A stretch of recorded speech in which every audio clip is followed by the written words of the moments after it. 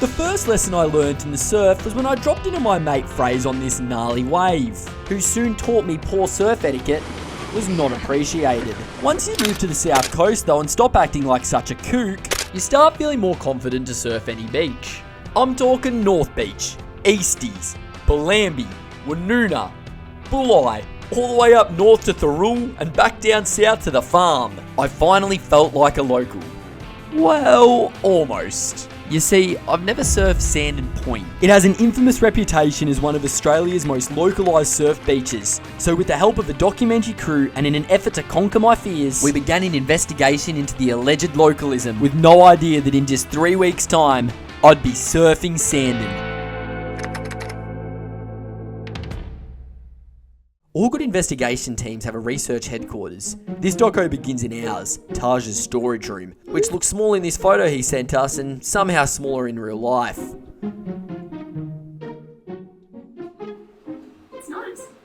So this is Sandon Point. What makes Sandon Point such a good break is it's got this really good right hand and it's a reef break, so really consistent waves. Probably some of the best waves in Australia. I've got another article here that talks about Sandon in the 70s and 80s, when in fact they used to have steel poles coming out of the water that non-locals didn't know about. The idea behind them was that you had to be brave enough to surf Sandon Point and you had to know the beach well enough to know that you weren't going to land on a pole, break your board or break your spine. And these poles didn't come out until the late 80s.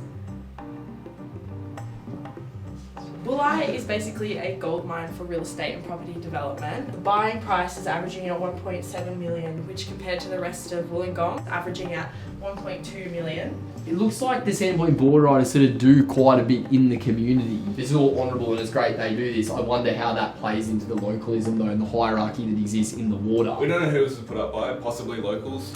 About 3 years ago, they want a pecking order, right? Locals up the top, blow-ins down the bottom, well down the bottom. There's only so much you can learn in poorly air-conditioned storage rooms, however.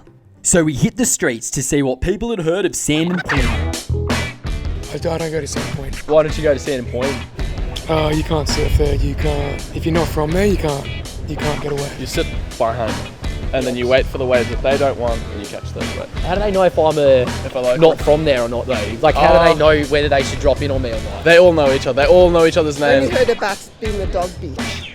Oh, a dog beach. Sandon Point, the just north is a dog beach. Oh, nice, okay. Yeah. But this old bloke paddled up right next to me, sat pretty much shoulder to shoulder like this, and he said, "So mate, how many times have you been here?" And he goes, "Really mate, I think you should probably head in." The reason I know about it is because my dad was always surfing there in like the 70s or the 80s. Right, maybe give you one of these. It's an anonymous hotline where he can submit an audio form about his experience there, and we might be able to hear from him specifically. You need to have respect in a lineup, and you need to have people who understand that they can't roll it and then cutting off the locals that really do run the place. My name's actually Sandon. Your name's Sandon? Yeah. You're the... Are you... you could hear from a long way off, like, these people kind of feel like they have a sense of entitlement over the break. And saving the best till last. Hey, Jan, have you heard of Sandon Point? I have. Yeah, dude. Despite this guy laughing, we discovered surf localism was nothing to joke about. We needed to hear from someone on the inside, which led us to Ben the Rubberman Anderson, 30-plus year local of Sandon Point and former president of the Sandon Point Board Riders. We first heard of Ben during our initial research, and now we had the chance to sit down with him one-on-one to discuss localism. Sandon Point has quite the reputation. Why do you feel it's developed that reputation in our community, and is it fair? Yeah, it does have a reputation. There's a heavy energy out there. You know, people have died out there. It's not a beginner break.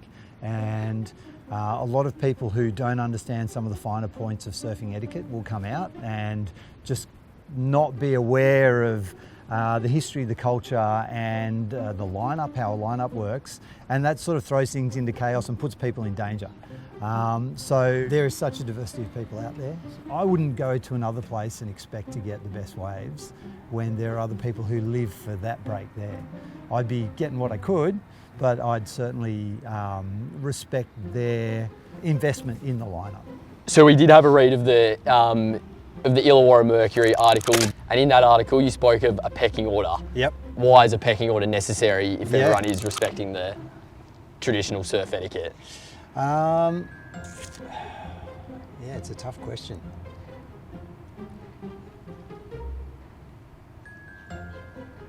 What do you say about a pecking order? Well, I think, again, it comes back to what are you bringing to the table?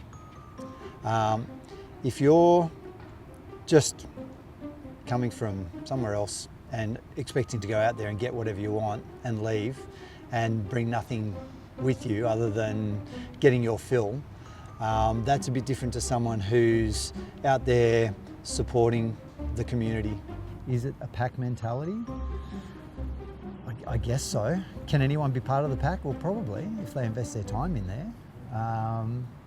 Why would a non-local invest their time into trying to join that pack, I suppose, becomes the question. Well, originally I was a non-local and I fell in love with the place and saw the beauty of it, felt the power of it. I was hooked. Never looked back, but yeah, had to endure some hardships to earn my place in the lineup, that's for sure. Thank you so much for joining us today. Yeah, you're right. Really appreciate it, Ben. We left the interview with a newfound respect for Sandon Point and the locals who surf there. I thought it was great. Yeah, he almost made me agree with him. Despite his stark warnings though, there was only one way for us to truly discover how localised Sandon Point really is. I'd have to surf it. And preparations were well underway. Emailing council to confirm Sandon's public? Tick. Practicing my pop-up? Tick. I'd even had my buddy who studies law write up an employment contract for my other buddy with broad shoulders. And after wooing him with a basic magic trick... Need a pen? Set behind your ear. He agreed to sign on as a pro bono security guard. And what would the payment be for this? It's all there in the contract. And with his signature, we were ready.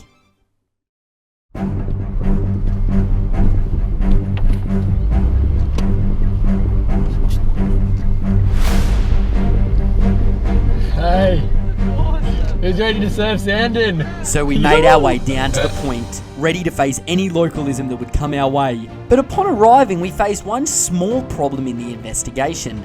No locals were surfing the break. But we'd come this far, and if my goal was to not make any locals unhappy, then it was safe to say in a lineup of 0 surfers that couldn't happen.